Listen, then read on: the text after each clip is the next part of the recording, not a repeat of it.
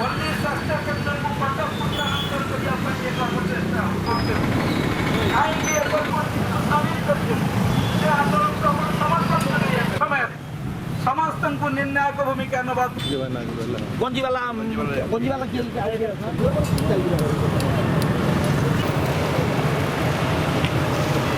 जगतसिंहपुर जिला हूँ ओडिशार सबुठार शिक्षित जिला किंतु जगतसिंहपुर जिलार जनसंख्या 14 लाख रु अधिक सरकारी नियम अनुसार 10 लाख थिले मेडिकल कॉलेज हो पार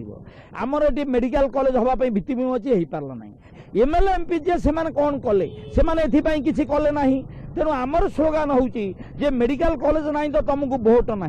अन्य पक्षरे जो माने जो प्रार्थी मेडिकल कॉलेज कह आंदोलन आम सहित सामिल हम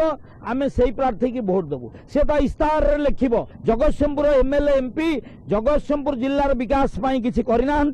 मेडिकल कॉलेज उन्नति करना आम सोशल मीडिया देखीचु कौन कर उत्तर दियो किंतु से तार उत्तर देले नहीं तेणु आमर स्लोगान होची मेडिकल कॉलेज ना तो भोट नहीं एवं जो प्रार्थी ये दिगरे तार इस्ताहार रखिब दस्तखत करके लिखिब आम से प्रार्थी की भोट देवु नले ना आम नोटारे भोट देवु।